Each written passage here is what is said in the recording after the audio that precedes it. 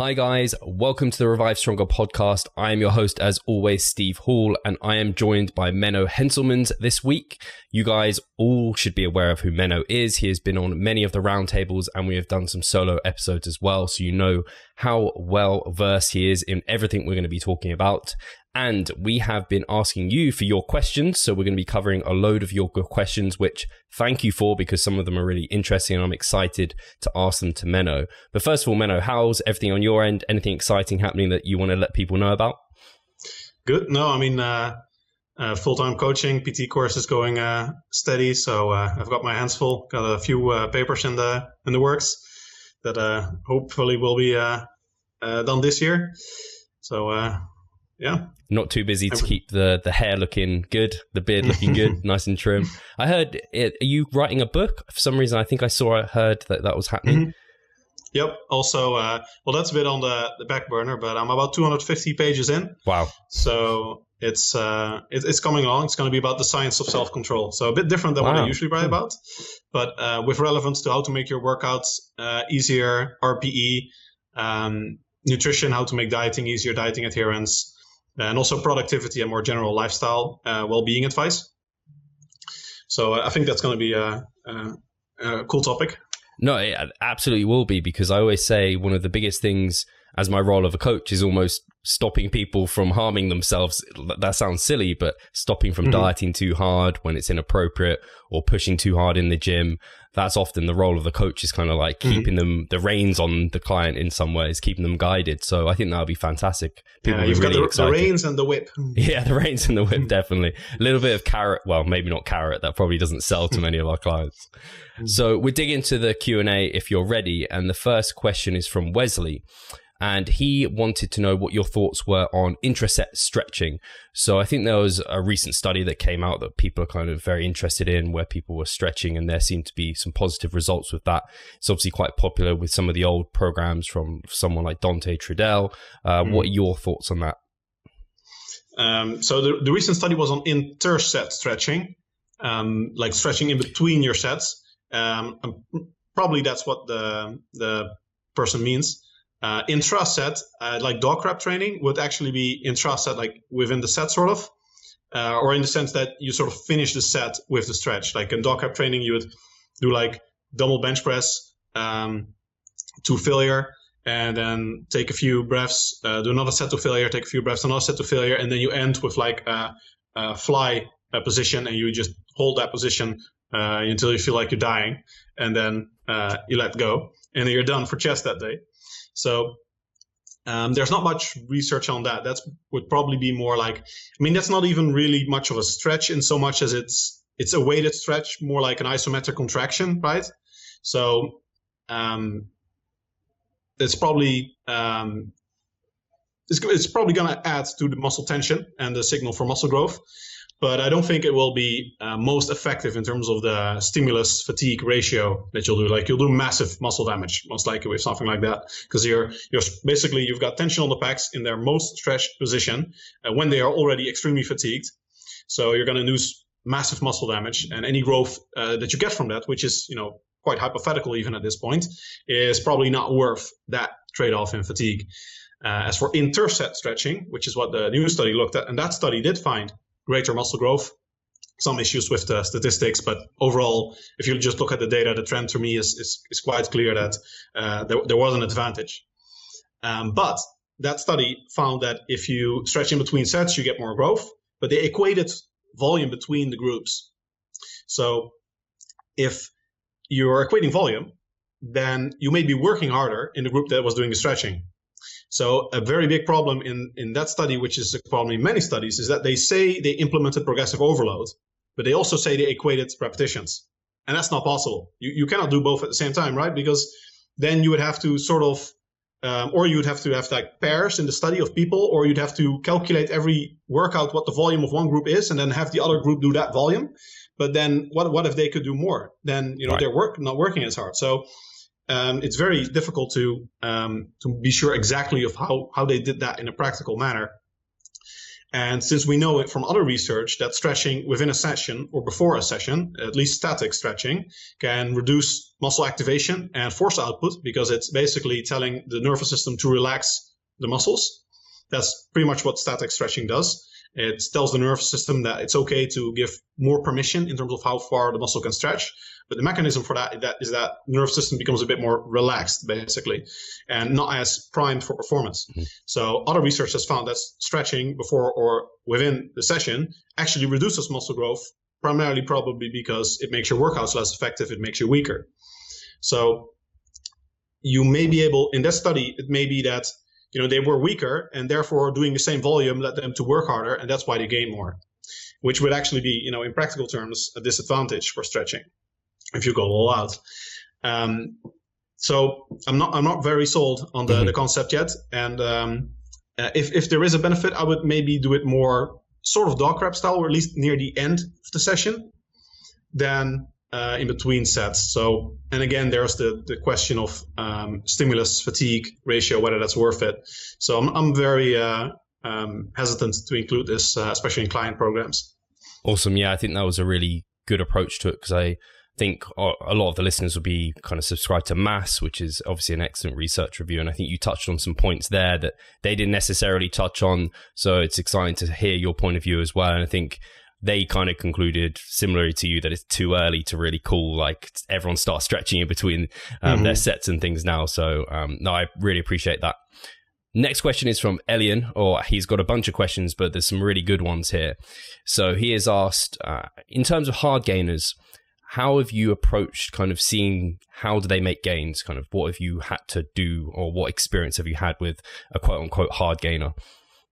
Okay, so how to train for hard gainers? That's the first thing you always need to do, because what is a hard gainer, right? So you need to figure out whether someone is, we're talking about a genetic trait, or whether by hard gainer you just mean they have trouble gaining, which is usually the case, right? So that's actually often with bro science, like there's an observation, and then they rationalize that, like, dairy makes you fat. And what really the observation is, you consume dairy and you get bloated, you see less muscle definition. But it's actually lactose intolerance. That's nothing to do with fat gain, right? So often when someone says they're a hard gainer, they have trouble gaining mass. That's usually the actual observation. And then you have to see, is that environmental? Or is there a genetic structure, like they have a different genotype that means they should train differently than other people? And if it's environmental, it just means you need to figure out, troubleshoot the program, basically.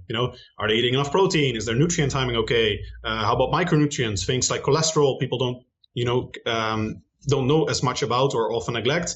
Omega-3 fatty acids, do they have glaring deficiencies somewhere? Is their training program set up well? Are they doing enough volume? It's just an overall check of both adherence and what they were currently doing in the program, or what you have them doing. And then figure out, where it goes wrong and adjust from there. If you find that everything should be working, but they are still not gaining as they should be, and you suspect that, that there may be a genetic influence, that this individual really is different than other people, we have only a few studies on this, and they're quite limited, but we know two things with relatively great certainty. One is that for a lot of hard gainers, what they really need is just more volume.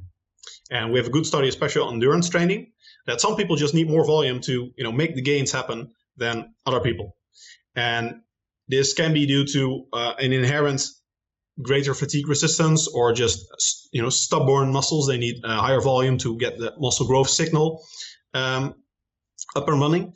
Or it could be due to motivational reasons, which means they're just not training as hard. Right. And you need the whip instead of the reins for this individual, and you need to motivate them to work harder. I found that a very good discriminant to look at in the training program is work capacity. Is basically the fatigue index is how many reps do you drop across sets. So if you see that an individual is like an extreme scenario, which would be very indicative of undertraining, would be if the reps go like 8, 12, 7, 15. Right? That makes no sense. Yeah. So if someone is training hard, then what should happen is that they develop neuromuscular fatigue during the training session. The result of that is that force output goes down. So normally you see the reps at best stay the same. Like there are scenarios, post-activation potentiation, lack of warming up, where you could have an increase from one set to another, or a completely new exercise where you're just learning technique. But usually, when you're doing an exercise at a certain time, you're a trained individual and like squat, bench press, lift like that, the reps should go down or at most remain the same. And if you see that that is not happening, that is a very strong indication that they're not working as hard. You can also contrast this with other exercises that they're doing, and especially other exercises for the same muscle group, which allows you to see if it's probably a feature of the muscle group or of effort. So, if someone's like a more typical bro and you see that the bench press, the reps go like 10, 7, 4, and they're training really hard, but on a squat, it's like 10, 11, 7, 10, right? Then they're probably just not squatting as hard as they're benching. So that's good to look at if they're likely overtraining or could use more volume. And the other thing is where it gets more tricky. If it's not just general program design or they need more volume or more effort, they're a special snowflake. And we have a few studies on that. One is a really cool one by Bevan et al. And there's a pretty recent one that pretty much replicated it, that people just vary quite significantly in how much optimal volume they have, especially volume. Volume is the main thing. But studies have also manipulated frequency, but then you indirectly also manipulate volume. Yeah. And studies have looked at, like the Bevan study looked at like a power workout, like, low intensity, very explosive, not near failure, versus strength versus hypertrophy versus endurance. Endurance being like 5 sets of 15, I think it was. And some people actually gain more mass and strength. They didn't measure muscle growth directly. It was just total body weight, but also strength. And some people just gain more strength, make better gains seemingly on like the power workout compared to the hypertrophy. So they gain more mass and strength doing like 3 sets of 5 at 70% of 1RM or something. I think it was 55% even, which is like not intensive at all. Like it's high effort in terms of being explosive, but it's not a stimulus you'd normally expect to cause high mechanical tension. And they gain more muscle and strength that way, it seems, than with 4 sets of 10. Right? So it makes no sense. These individuals just have either a super low volume tolerance or, and some people go the other way around. So then, there are some indications you can look at. In my experience, a true hardgainer genetically, they often do better on the more like the lower volumes. And I think anecdotally also, a lot of people have gravitated towards that, more like, starting strength, lean gains, these kind of protocols, because they quite quickly burn out and they are much more injury susceptible in my experience if you put them on like super high bodybuilding style workouts. And that's what a lot of people have experienced. They're like typical hard gainers, and they look at Ronnie Coleman and Arnold Schwarzenegger, what they are doing. They try those workouts and they quite quickly burn out and get injured.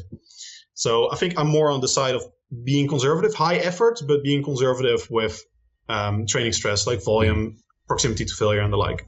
Perfect. Yeah, I think you're completely right in that a lot of the time you can troubleshoot yourself in terms of like, check yourself. Are you really a hard gainer? Or have you just not got your shit together? Which you kind of talked about a lot of things that maybe people don't even think about. They're consistently being inconsistent with lots of the elements that are just required for success. And then, you gave loads of avenues in terms of what people can then try and kind of see if one thing works better than another, kind of experiment for themselves. So brilliant answer, Menno. Next question from Elian was, talk about Borg. He's saying that he advocates minimalistic low volume approaches, so 6 to 12 sets for an intermediate. What is Menno's opinion on this matter? What are you thinking there? Mm-hmm. So I think it makes sense for certain individuals to be very minimalistic.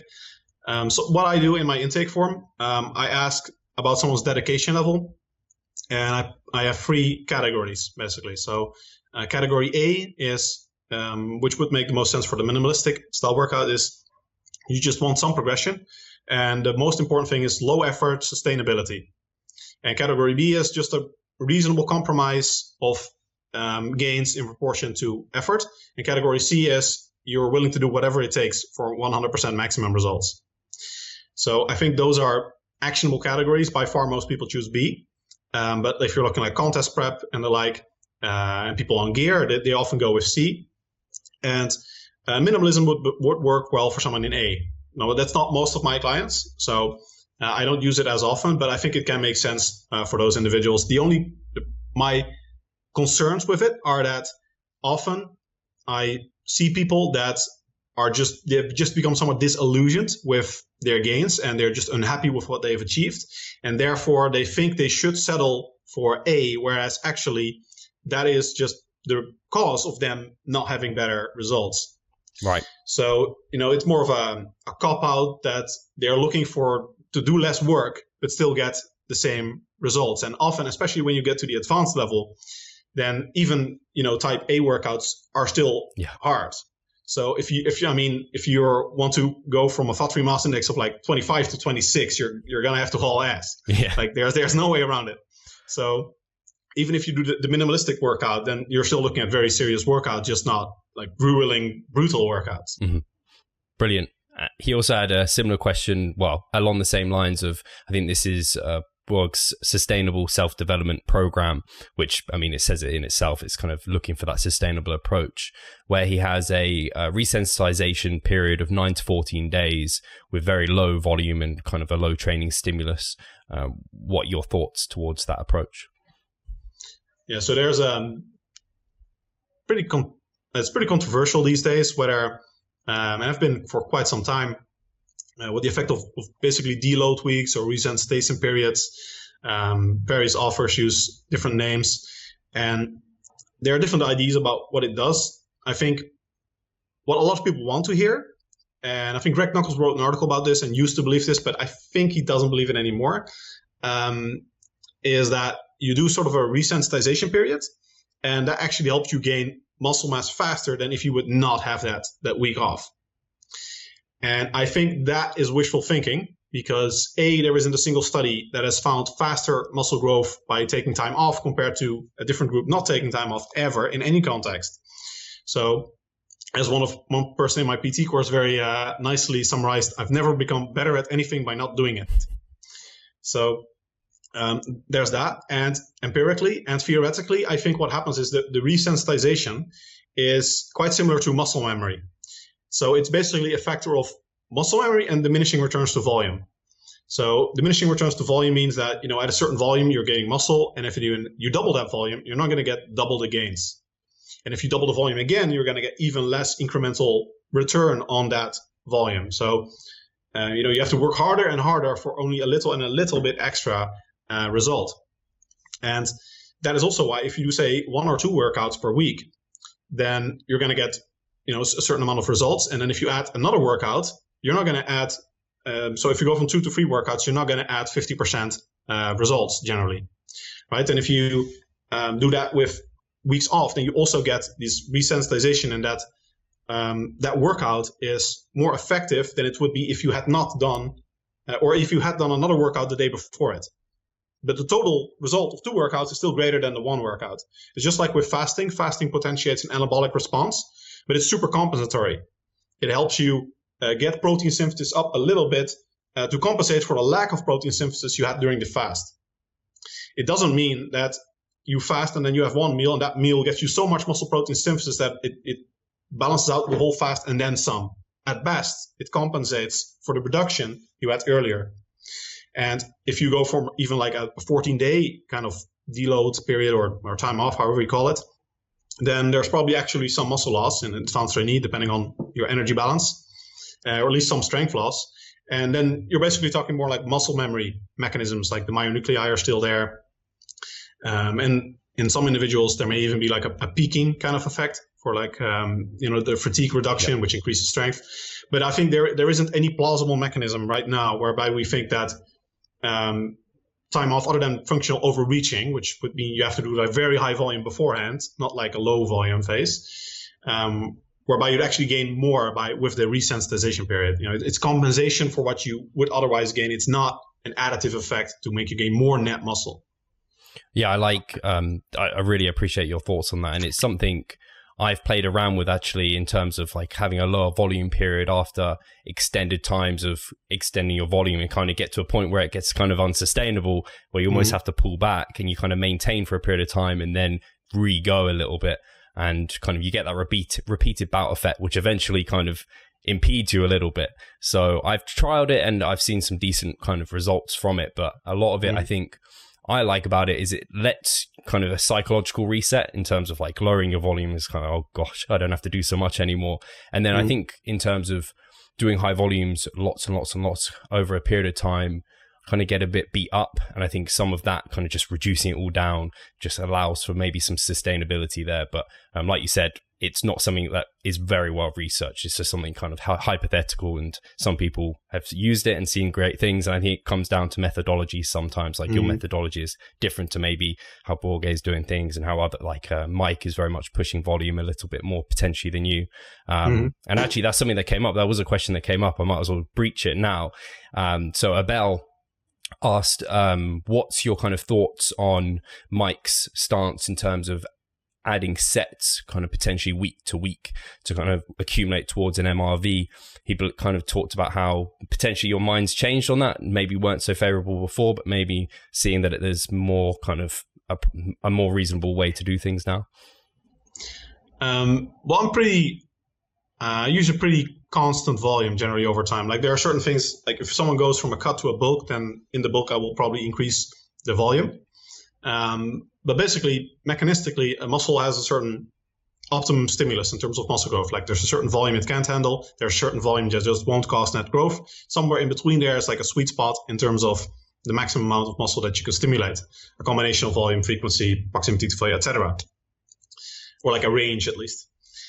And that's basically where you want to be. And there are many reasons to go lower in volume, like injuries, for example, or mentally just needing a break. But in terms of purely muscle physiology, in terms of how much muscle you can stimulate, I think there's no reason to go below it, because if you start lower, then you're missing out on some gains, and you're not going to be able to get those back in the future.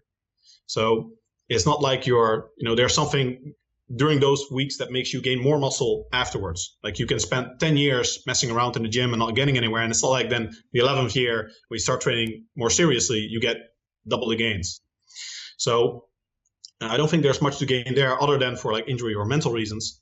And then if you push the volume up higher, then you get to the point where you want to do functional overreaching. That's the idea. So, and that's also why the low volume may work better, right? Because otherwise, if you're not going to get functional overreaching, you just have one period where you're not making optimal gains.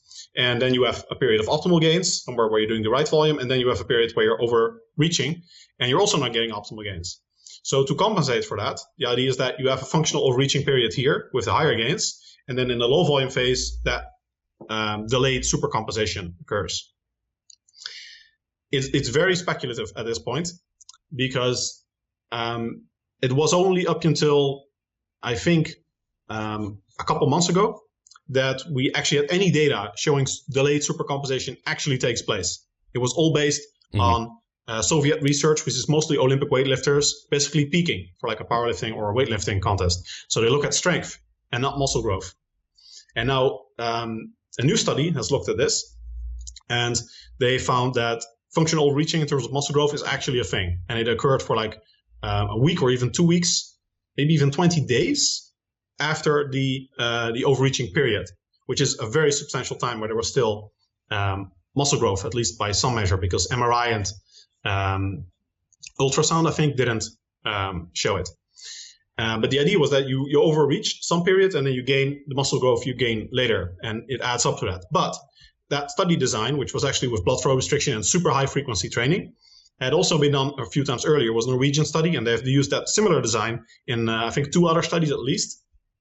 And if you look at the average daily growth rate in terms of CSA per day, then at the end of the study period, it didn't compensate for the reduced gains that you had with the overreaching. Because while they were overreaching, they were actually, they had loss of performance and even some loss of muscle growth, depending on which measure you look at. So muscle size actually decreased a bit. They were overtraining so hard, basically, that they were regressing. And then afterwards, the body is basically just needs a long time to recover from that. But of course, what we like is that, you get like an added super compensatory response, and then you gain so much muscle that it weighs up for that period before and then some. But again, it appears to be more compensation than hacking the system, right? So it's more that it delays your gains than that it really augments them. So I think based on the data we have, it's for one, hypothetical that you really get any functional overreaching with like normal kind of protocols, because in that study I think they were training twice a day or something. You have to train very, very intensely for like quite a period with generally very high frequency volume training to failure combination. And then afterwards, it's very dubious if your gains will actually outweigh what you could have gained beforehand. And if you just look at, there's also the question of what kind of measure of muscle growth you're looking at, because if you look at pure volume, it just increased during the workout period and decreased a bit afterwards again. But that may be confounded by edema. So it's also which measure you look at. So all in all, I think it's a very theoretical and more risky way than just going with what we know works and just working on that consistently. Okay, cool.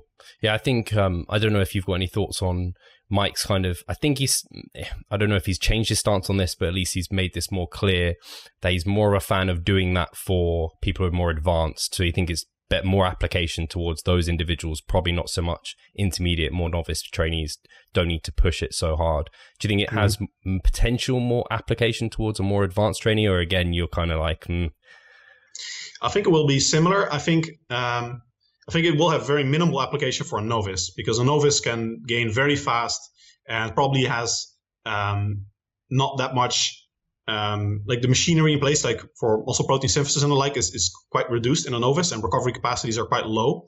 So, and functional overtraining is hard in the first place for a novice. So I think it's hard to implement, hard to estimate how long the recovery period would be, and very unlikely to result in faster growth than just ramping up or implementing rapid progressive overload, because a novice can still gain muscle so quickly still.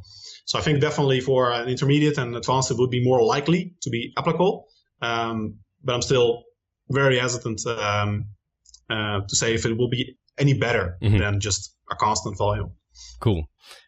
And to stick with Abel, he had another question asking for you to clarify your squat shoe stance. So you recently posted about kind of the squat shoes maybe not having too much of an impact on kind of quad activation and things. So he'd just like you to clarify that, whether or not you think wearing squat shoes when doing a squat or like a leg press would have any beneficial impact if you're trying to isolate the quads. Yeah, so I recently posted about a study showing that Olympic weightlifting shoes didn't affect the kinematics of the squat, so they didn't increase range of motion, which is the common claim, that if you squat in Olympic weightlifting shoes, you get more range of motion, especially at the knee, and therefore it targets the knee more. And other research also found that there's no increase in peak knee moment, so probably the actual mechanical demands on the quadriceps are not higher, and there's also no increase in muscle activation. So if you combine those factors, it's quite unlikely that you're really changing there's a growth stimulus compared to squatting barefoot, for example.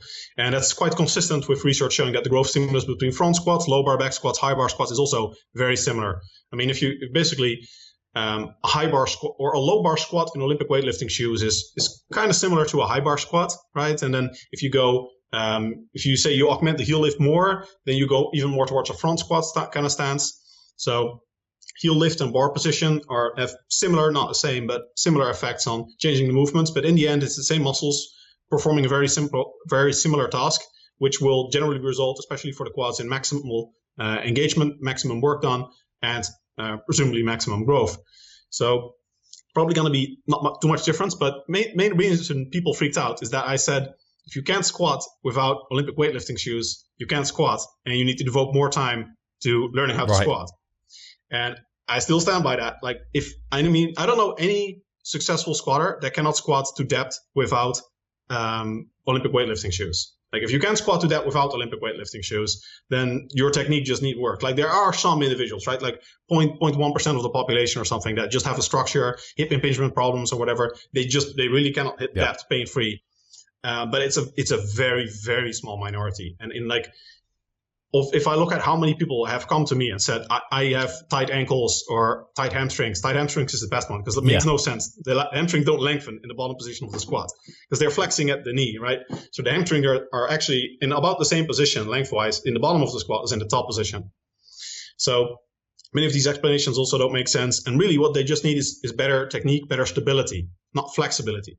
And you can also see this if you put them on the floor and you just put them in a squat position, they can get into that position. Like functionally, the body can be put in that position. But when it has to support weight, when it's weight bearing, then no longer can they maintain that position. So it's a matter of stability, not flexibility for most people. Right. So barring the few exceptions that there are, I think most people should learn to squat properly to depth. And then if you can do that, there may be a slight advantage. Like in terms of 3 studies, I've looked at this, and 1 study found that you did get more range of motion. And they actually focused on ass to grass squats. It's not very clear if they also maintained good exercise technique in terms of lumbo-pelvic posture, because they also had novices ass to grass squat. But they did find that the benefits of the heel lift were far less pronounced in advanced lifters, or experienced lifters, as I call them, compared to novices, which again supports that it's probably not, or it's either the flexibility or stability, but either way, you can probably gain that with experience in the squat. And then you don't need to rely on the shoes as much. But even then, there was still, only for the men, not in the women group, there was an increase of range of motion for a squat, which would suggest that, okay, maybe we can actually get the range of motion greater. And anecdotally, it certainly appears that, some people can squat deeper. Now, most people measure that in terms of vertical bar displacement, which doesn't mean you're actually increasing range of motion at the joint, because range of motion is measured in joint angle degrees. So if you are slanting the surface, what you're standing on, then that the bar goes down deeper doesn't necessarily mean that at the hip or the knee there is more range of motion. And most studies, actually I think literally every study on this, in every group, find that range of motion at the ankle decreases, which supports that for a lot of individuals in that study, ankle range of motion was not actually the limiting factor for the squat.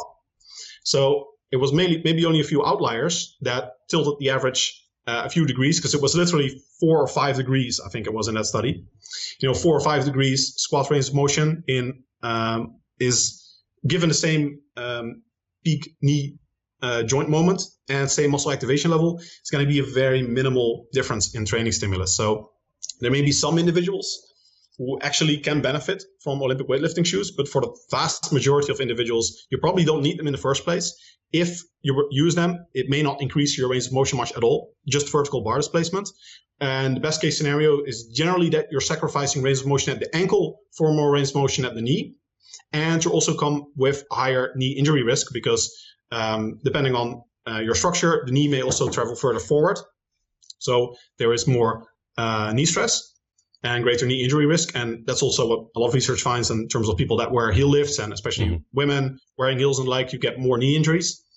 So all in all, there are like some people that may benefit from it, and it may have, for those people, a slight improvement in how you target the quads at the expense of the calves and with an increased knee injury risk. But for the vast majority of individuals, you don't need Olympic weightlifting shoes, and they won't change the training stimulus that much. Cool. Fantastic roundup. And actually, Menno, do you have any recommendations in terms of what to squat in if not a squat shoe? Your feet. So I think for a lot of people these days, shoes are kind of like the default. But actually, I'm sort of with the paleo crowd on this one, that the default should be barefoot. And only if you have a reason, like if you have that particular structure where you really benefit from Olympic weightlifting shoes, or if you have certain foot pathology, then you may benefit, or your gym doesn't allow it, you may benefit from shoes. I myself wear Vivo barefoot shoes. Yep. I really like them, very comfortable. It's one of the few types of shoes I can put them on. I've never worn them before. I can go on a 5-hour hike and zero problems. So it just fits really well. I also squat barefoot really well, and there's some research indicating you get increased proprioception if you squat barefoot, and it's something to really try for most people, I think. So you get a better sense of where your body is in space, and the sensation of your feet touching the ground. Sounds like hippie shit, but it's actually the muscles in your feet actually give sensory information to the brain about where they are and which muscles are active. So I think that's something to try first, and then only when you have a good reason to use a shoe, use a different shoe. Otherwise, just Vivo barefoot shoes, or if you're indifferent to fashion, to go with Vibrams. Or something like that, like the New Balance Minimus, or Nike also has one minimal shoe, and Chuck Taylors are all right, but they do have a bit of heel lift, and they are quite inflexible, which can be good for powerlifting, but we also have research showing that if you wear very sturdy shoes, which may feel nice while you're wearing them, it also prevents strength from developing in your feet. So I'm always very hesitant of anything becoming a crutch. And in the long term, just creating a problem that you now need the crutch for to get the same results as you would get otherwise if you just had not relied on either a belt or shoes or any kind of training gear, pretty much. Fantastic. So next question is, I'll take the last one from Elian, and he asked about some people apparently state that microloading does not provide enough stimulus to cause hypertrophy, and that you need more percentage than like the minimum amount. What's your take on this kind of microloading criticism? Yeah, that may be the case. I think that's one of the reasons it's important to auto-regulate your rate of progression. So I'm not a fan at all of these kind of programs where they say like 80% and you're going to do 5 reps with that. So I'm okay with programming 80%, and that's what I do myself. So 80% and then an RPE or proximity to failure. And also for progression, you implement, try to get more reps or try to add more weight. And then if the first set was easy, for example, add weight again. You need something more of a system like that makes you push for maximum progress and individualize it for your rate of possible progression, so that you don't end up undertraining, and you also get the most results that you can gain, or the most progressive overload that you can implement for your rate of progression, because it will be highly individual. Some people gain strength much faster than others. I think that is the way to go, and you can also go with like fixed rep targets, but then you shouldn't go with a weight. So you say like 8 RM, you're going to do 8 RM. That's also okay. I'm not a big fan of that, especially because when you look at gender difference and the like, sometimes women, when you look at an 80% intensity, women can do like 12 reps with that actually. So if you force them to do 8 RMs, then they could do much more work actually at the desired intensity than you would have them do now. So I'm not as big a fan of that, but it can certainly work. But I think the main intuition that relying on a fixed rate of progression is indeed not a good idea. Now, that's not a problem with microloading. It's a programming limitation if your programming is too rigid. And microloading itself is pretty much never a problem, because, like I say, you can always add weight in the next set. So, and really, you're talking about like, maybe 1 pound, or if you're talking like 0.25 pound increments or the like, then that is a very small increment, but very few people even have those. So even if you're talking like a 1 pound increment, if you can do that from session to session consistently, even for like a squat or something, that's good progress for an advanced trainee. So it's very rarely actually a problem that the increment is too low. Fantastic. So something like a lot of people might use a repetition range to a RPE or proximity to failure. Like they're kind of auto-regulating it themselves, and it might well be that they're advanced and they can only microload the smallest amount or get an extra rep, whereas maybe someone more novice can increase that a bit quicker. Yeah, exactly. Cool. Next question is, and this came from a few people, they'd be interested to hear how you implement diet breaks. And I don't know if you want to kind of, I think a lot of people hear diet break and they think like a week at maintenance intake, I think is the general kind of idea there. So yeah, how do you like to implement those, Menno? I don't.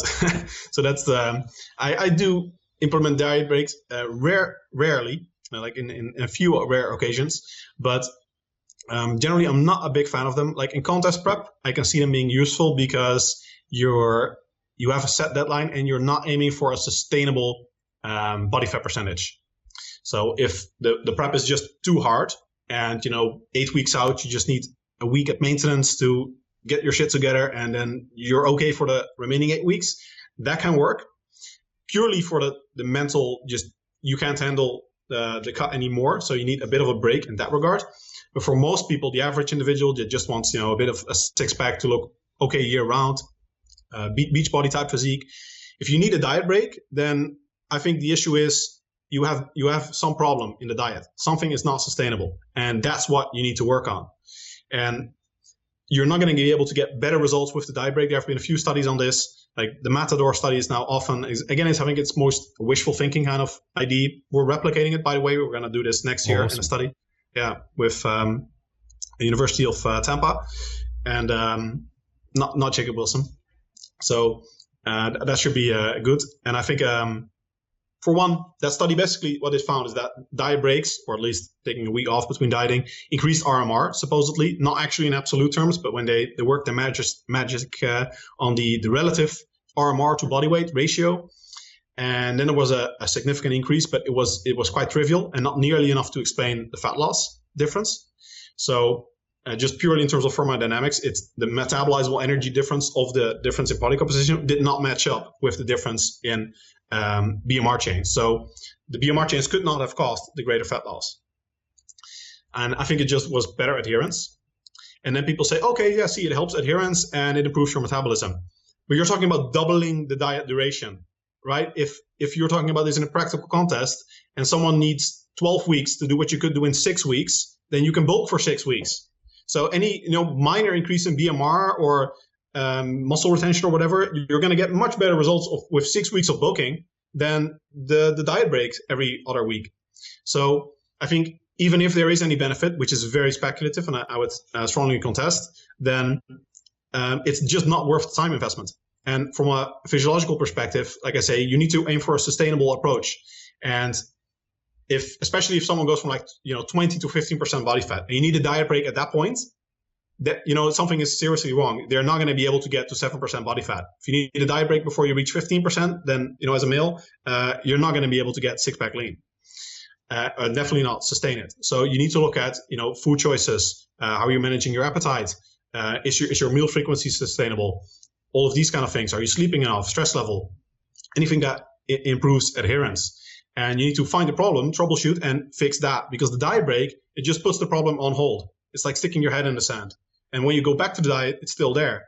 Moreover, one study that looked at the effect of diet breaks, which is often cited by flexible dieting proponents as proof that diet breaks work well, they actually found that there was a trend for people to have more trouble with implementing the diet in the weeks after diet break, especially the days after. And that is very strongly my experience as well, because people change their food choices, and when they go back to the diet, they now have trouble. Okay, damn, I can't eat the chocolate anymore without being massively hungry all day. So they're not working on building habits and routines. And that is exactly what you need to do to build sustainable changes in your physique, to change your habits, change your routines, change your food choices long-term, and not go on these yo-yo diets, because the word diet actually comes from Greek and meant way of life, not what we see now as a cut and bulk. And that bodybuilding, the terms actually contribute to this, like the idea that, the whole term of bulk suggests that now you're going to go to McDonald's and pig out and be like Lee Priest and you're going to eat everything you want. But actually for most people that want to stay six-pack lean and lean bulk and stay in for a male trainee, like the 7 to 12% body fat range, ideally, that's great for most people. And you'll look great, maybe not contest shape, but great by any standard. And for women, generally, 15 to 20% is very nice for most women. Then you're going to need to make those sustainable changes. And it's not going to, a diet break is something that should be a last resort, not like the first tool to improve adherence. No, I think those are some excellent thoughts and comments on diet breaks in general, because I think a lot of people see those studies and it's like the stretching. It's kind of like, oh, this is the way to do things now. Whereas we've done things with success without this sort of approach. And I even down to myself and also Pascal, another coach at Revive Stronger, I found with clients, when I include them, they work really, really well for the large majority of people. But he's found that most people have exactly the issues you brought up, and they just find that it doesn't work with them. So I think there's definitely kind of some people it works, some people it doesn't. And is it really necessary? Is it doing? And I think your points in terms of, is it really doing what people hope it to? Probably not. We're probably needing much more time at maintenance or something like that. So brilliant comments there. So I think we have time for one more question. If you got it. Mm-hmm. So we are stopping 6 minutes, but that should be okay. Okay, so I'll make you do this nice and sweet. So this is from Pete, and he has asked just for one thing that you've changed your thoughts on in respect to training in the past few years. It's usually small changes. Like there's a study, and it makes me slightly change my point of view. For some people, especially on social media and the like, if you only see the latest research, It's a bit like skipping to the last chapter of a book and then complaining you don't get the ending. So if you actually read all the book until there and then you find the latest study, it's, doesn't change things that much. Like, it's very rare that there's actually a revolutionary change. But for like probably the biggest thing, especially publicly, that I've changed my viewpoint on is training frequency. Like, I'm known for popularizing the idea of, because there were like 3 studies on training frequency at the time, and I connected MPS and the recovery data with muscle growth and frequency, and made the argument that because MPS is only elevated for like 72 hours at the most generally, you need to train a muscle every 72 hours or even more frequently, up until daily training and advanced trainees. And a lot of research has found that apparently the increase, or we don't know exactly what happens mechanistically, but probably the increase in volume you can get if you go higher volume per session makes the anabolic window actually last quite a lot longer. And there's no need to train that frequently. So the original data we had probably oversold the importance of training frequency. So there's a recent study now even that found, or about a year old now, that found very successful gains, even just training a muscle once a week, compared to, I think, 5 times a week. So that shows that, the typical kind of bro workout can still work quite well. Now, we do have some indications now, especially more recent studies, that probably there's more like a volume threshold per session, like 5 to 10 sets. That's like productive work. And after that, you're better off increasing your frequency. So I always said that it's more for advanced trainees. And if you look at which studies find benefits of greater training frequencies, they're almost all, with just one exception, in trained individuals. And it's mostly in very highly trained individuals. National powerlifting team in Norway, Finnish Olympic weightlifters at national level. A few studies on like people with a squat of at least 150% of body weight. So you're looking at very seriously trained populations that generally also train with higher volumes. And that's the population where higher training frequencies probably have the most benefit. And up until that point, especially for like a novice, intermediate, the benefits are very slim. So that's definitely something I've gone more towards the side of it doesn't matter as much. And there are certain contexts where higher frequencies are beneficial. But it's still interesting to see that there's still only one study ever that found a detrimental effect of higher frequencies. So that's like the main concern. It's always been the main concern, like overreaching and the like. But that appears to be very much of a non-issue for most people. As long as you keep the volume in check, frequency is not an independent contributor to overtraining generally. Fantastic. Thank you very much, Menno. Really appreciate your time, and thank you for answering these questions. I do want to make sure people know where to reach out to you, your website and things. I know you've gone through a few changes, so I'll make sure everything's linked below. But if you want to refer the listeners to you, where should they see? Sure, yeah, you can find everything on myname.com, mennohenselmans.com. And I'm somewhat on Twitter, mostly on Instagram and Facebook. So you can, I post study reviews there, and I mostly actually post on social media, and then occasionally on my website I have like interviews, podcasts, and more very in-depth research reviews and articles. Fantastic. Guys, thank you very much for listening. Thank you again, Menno, and we'll catch you soon.